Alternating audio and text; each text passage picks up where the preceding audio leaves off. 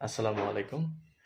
আজকে আমি fundamental principles of state policy যেখানে আমাদের রাষ্ট্র পরিচালনা মূলনীতি যেটি আমাদের সংবিধানের পার্ট 2 তে বা দ্বিতীয় ভাগে আমাদেরকে বলে দিচ্ছে যে ফান্ডামেন্টাল প্রিন্সিপালসগুলো যেই রাষ্ট্রের মূলনীতিগুলো সমূহ fundamental principles of state policy যেটা হলো আমাদের রাষ্ট্র পরিচালনা মূলনীতি সংবিধানের দ্বিতীয় ভাগে রয়েছে এবং তাদের কনস্টিটিউশনে অনুচ্ছেদ 8 থেকে 25 পর্যন্ত সেটি আমাদের ফান্ডামেন্টাল প্রিন্সিপালস স্টেট পলিসি এবং এটিকে আমাদেরকে বলা হয়েছে যে সোসিও ইকোনমিক কালচারাল রাইটস যেটি হলো ইএসসি।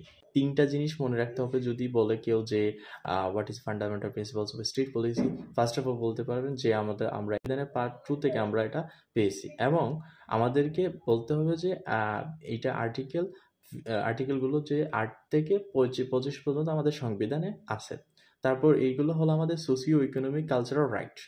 ফান্ডামেন্টাল প্রিন্সিপাল যেটি হলো মূলনীতি সমূহ সংবিধান অনুচ্ছেদ 8 কিন্তু দেয়া আছে। তো এইখানে কিন্তু আমাদের অনুচ্ছেদ 8 এর মধ্যে আমাদেরকে বলে দিয়েছে যে আমাদের 4টা মূলনীতি হবে। মূলনীতি এটি আমাদের কিন্তু আমরা যখন প্রিএমবল পড়ছিলাম, প্রস্তাবনা পড়ছিলাম, তখন কিন্তু আমরা পাইছিলাম যে 4টা মূলনীতি। তার মধ্যে হলো যে আমাদের nationalism, socialism, democracy and secularism. মূলনীতির যেই স্ট্রাকচারটা আমরা একটু দেখে নিই। তো আমাদের এখানে দেখুন, আপনারা দেখতে পাচ্ছেন একটি চার্ট। তো এখানে কিন্তু ফান্ডামেন্টাল প্রিন্সিপালস যেটি আমাদের মূলনীতি সমূহ আর্টিকেল 8 অনুচ্ছেদ 8 কিন্তু এটা দেয়া আছে এবং তার যেই আর্টিকেল 8 এর মধ্যে আবার দেয়া আছে 4টা প্রিন্সিপালস। তো আর্টিকেল 8 থেকে 4টা প্রিন্সিপাল সেটি হলো যে ন্যাশনালিজম, জাতীয়তাবাদ, আর্টিকেল 9 এ আছে। তারপর সোশ্যালিজম যেটি হলো সামাজিকতা, অনুচ্ছেদ 10 এ আছে এবং ডেমোক্রেসি হলো গণতন্ত্র। তো গণতন্ত্রটা আমাদের আছে কোথায়? আর্টিকেল 11 এ আছে। তো আর্টিকেল অনুচ্ছেদ 11-তে আছে এবং সেকুলারিজম যেটি হলো আমাদের ধর্মনিরপেক্ষতা, অনুচ্ছেদ 12-তে আমরা এটা ডিফাইন করা আছে। তো আমরা এখন দেখবো যে আর্টিকেল 8-এর কি বলছে। আর্টিকেল 8-এ বলছে যে আমাদের এই যে আমাদের 4টা সেটি হবে আমাদের মূলনীতি এবং যেগুলো আমাদের কি হবে যে এই যে আমাদের বাগে পার্ট 2-তে যেই অন্য সকল যেগুলো নীতি আছে রাষ্ট্র পরিচালনা মূলনীতি হবে। তো আমাদের আর্টিকেল 8-এর 2 এতে কি আছে? আর্টিকেল 8-এর 2 যেটাতে বলছে যে প্রথমত বলছে যে আমাদের এই যে প্রিন্সিপালসগুলো সেগুলো হবে আমাদের রাষ্ট্র অথবা বাংলাদেশ পরিচালনার মূলনীতি অথবা মূল সূত্র হবে। এই যে মূল নীতিগুলো রাষ্ট্র পরিচালনার অথবা বাংলাদেশ পরিচালনার মূল সূত্র হবে। রাষ্ট্র যখন আইন প্রণয়ন করবে তখন সেই মূলনীতি সমূহ প্রয়োগ করবেন, সেগুলো ফলো করবেন। তো এই সংবিধান এবং যে বাংলাদেশে যে কোনো আইন যখন ব্যাখ্যা করবেন তখন কিন্তু তা আমাদের যে মূলনীতি এগুলো নির্দেশক হবে এবং কি বলছে যে রাষ্ট্র নাগরিকের কার্যের ভিত্তি হবে এবং এই যে কাজগুলো এই সকল নীতি আদালতের মাধ্যমে বলবৎ হবে না। তো এখানে দেখুন আমাদের আর্টিকেল 8-এর 8(2)-তে বলা আছে, আর্টিকেল 8(2) লাস্টের দিকে বলা আছে যে আমাদের নট জুডিশিয়ালি ইনফোর্সেবল, মানে কি যে আমাদের এগুলা আসলে আদালতের মাধ্যমে বলবৎ না। তো আমাদের কিন্তু আর্টিকেল 15-তে আছে নেসেসিটি অফ লাইফ। তার মানে যে আমাদের এখানে বলছিল যে নেসেসিটি অফ লাইফের মধ্যে বলছে যে অন্ন, বস্ত্র, বাসস্থান এগুলা। তো এটা কিন্তু পার্ট 2-তে আছে। এগুলা কিন্তু যদি সরকার যদি দিতে না পারে তবে ব্যর্থ হয় তখন কিন্তু আমরা কিন্তু আদালতকে গিয়ে বলতে পারবো না, আদালতকে দিয়ে বলতে পারবো না যে এটি আমাদের প্রয়োজন, এগুলো আমাদের দিতে হবে। তা আদালত কিন্তু আবার সরকারকে ফোর্স করতে পারবে না। তো এই হলো আমাদের নট জুডিশিয়াল ইনফোর্সেবল, মানে আদালতের দ্বারা বলবৎ না। আবার আর্টিকেল আমাদের এখন আমরা যাব যে এই যে applied by the state in the making of laws. এই আমি যে কতক্ষণ আগে বললাম যে যখন রাষ্ট্র কি করবে যে আইন তৈরি করবে তখন আইন তৈরি করার ক্ষেত্রে অথবা প্রণয়ন ক্ষেত্রে তখন কিন্তু আমাদের কি হবে এই যে মূলনীতি এগুলো আমাদের অ্যাপ্লাইড হবে। হ্যাঁ, তো আমাদের কি হবে বেসিস হবে যে স্টেট এবং কি আমাদের জনগণের অথবা আমাদের যে আমাদের সিটিজেন্সের বেসিস।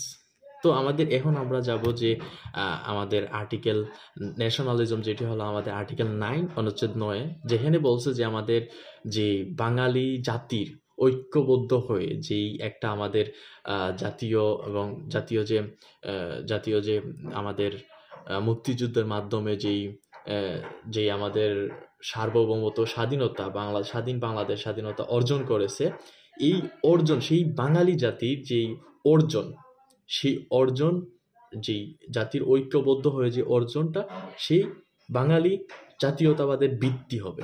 তো এখানে দেখুন ইউনিটারি এবং বাঙালি নেশন, বাঙালি জাতি।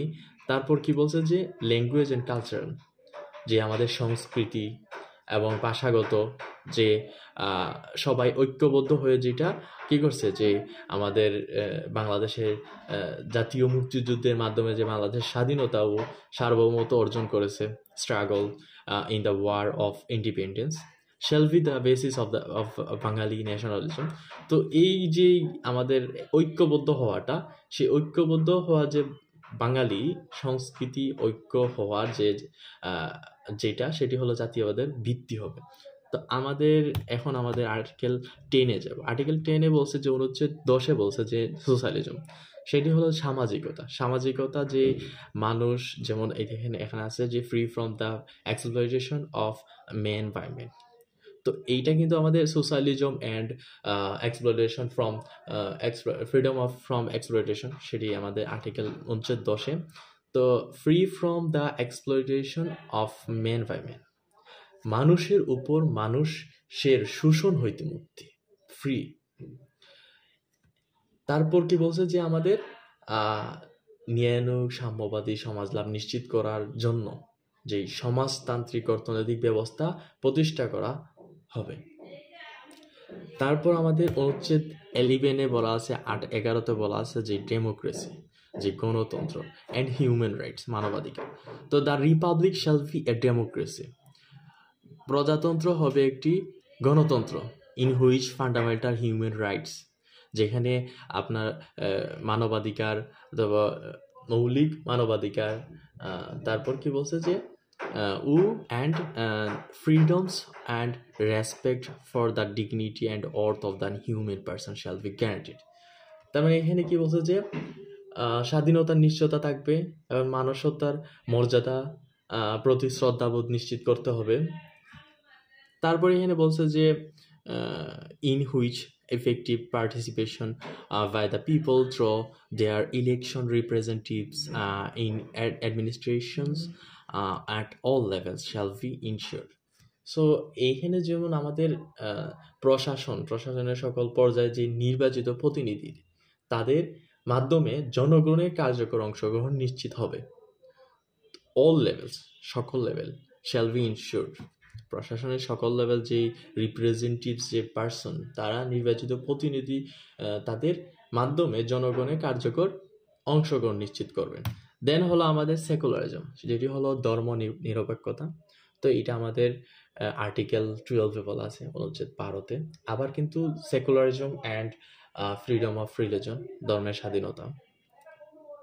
তো এখানে the principle of secularism shall be realised by the elimination of their four types of four criteria।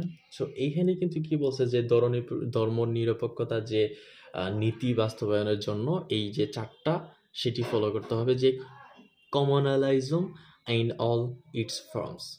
তো এইটা হলো যে সর্বপ্রকার সাম্প্রদায়িকতা। দেন ভিতে বলছে যে the granting by the state of political status in favor of any religion। তো কি করতে হবে, রাষ্ট্র কর্তৃক কোনো ধর্মকে রাজনৈতিক মর্যাদা দান দিতে পারবে না। তারপর কি বলছে যে the abuse of religion for political purpose, মানে রাজনৈতিক উদ্দেশ্য হাসিলের জন্য ধর্মের অপব্যবহার করা যাবে না। দেন আমাদের বলছে যে আর ডিতে বলছে any discrimination against or persecution of persons practising in a particular religion. তো এখানে বলছে যে আমাদের কোনো বিশেষ ধর্ম পালনকারী, হ্যাঁ, এখানে যেমন persecution of person practising a particular religion. তো কোনো বিশেষ ধর্ম পালনকারী ব্যক্তির প্রতি ডিসক্রিমিনেশন, বৈষম্য, তো বৈষম্য তার উপর নিপীড়ন করা যাবে না। তো এই যে আমাদের চারটা নীতি, সেই যে ধর্মনিরপেক্ষতা, প্রথমত যেটা হলো যে আমাদের সাম্প্রদায়িকতা, সকল প্রকার সাম্প্রদায়িকতা।